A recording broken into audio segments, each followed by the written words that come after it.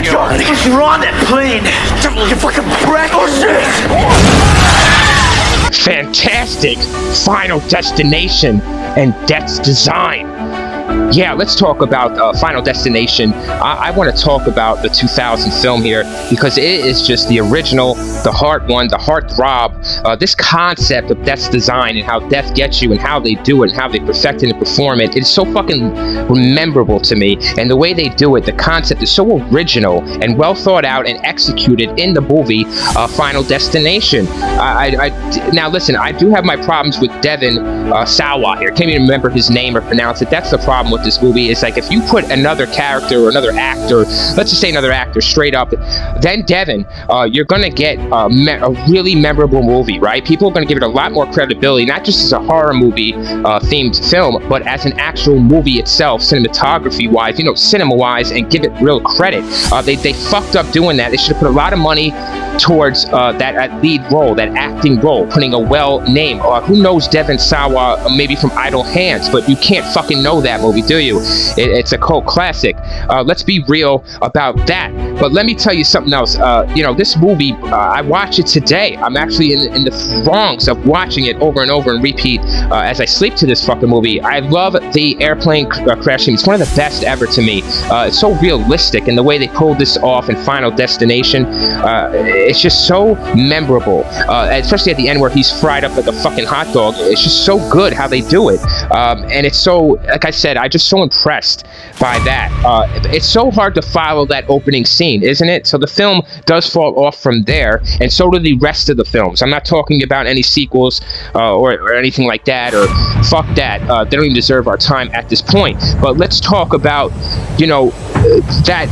those key points about this movie, and let's give credit where credit is due, to the writers or the designers of this movie. I mean, to come up with this shit, production, man, it's just so original. You have something so big, and they made a lot of money, which they should have off the original. Of course, they fell off from there. That's in a whole nother fucking video that I might not make due to Death's design might coming from me. My Final Destination might happen if I'm skipping this death scene here while I'm rant reviewing this. But basically, it's not even a rant review. It's really just giving credit to this movie and to the concept of the Grim Reaper, or Death being an enemy, Death being something inescapable. It's so fucking creepy and fearful and scary, and we all know that.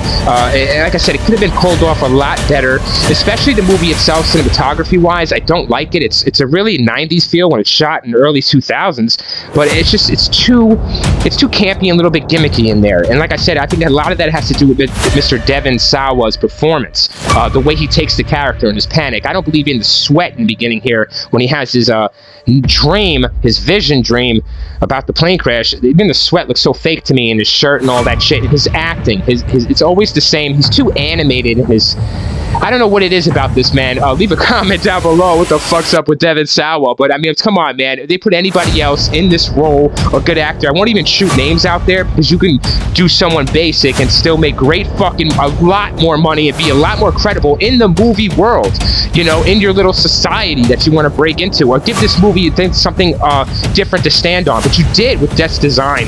I think it's fantastic. The Final Destination, I thought when I saw it, I was really impressed by this movie. Just like I said, the concept, man. Not even the acting or anything like that, but and of course not even the deaths, which are very interesting and very cool. How Death gets them. It's so it's something that's realistic, and it's inescapable. That's what I'm looking for. This movie is inescapable not to watch. I'm getting all choked up because I think it's really deserves its credit in the cinema world. Not just as a horror, but as a fucking movie in general. If you're not putting that horror base and you just go off the concept of Death's design, you really have maybe Academy Award winning movie if you have the right actors in there, and you're shooting the movie correctly. You need it has to look good. It has to feel good. It has to feel scary and look scary. They could have done a lot more of that. But I'm telling you, man, I wish I would have saw this in theaters back in the 2000s. I didn't have the pleasure. But I'm telling you, watch this over and over in the midst of sleeping to this fucker. Check out Fantastic Final Destination. Just Final Destination, the 2000, the original. Holy shit, they had something going, man. Money, money, money. That's good. They deserve it, and we deserve the entertainment. This shit did do it back in the day, but it falls off as you watch it. No doubt about it. That's why we won't even talk about the franchise as a whole. But that's another fucking video. New Line Cinema, right? So, anyways, let's go into that, and let's stay in that. Let's try to dodge design.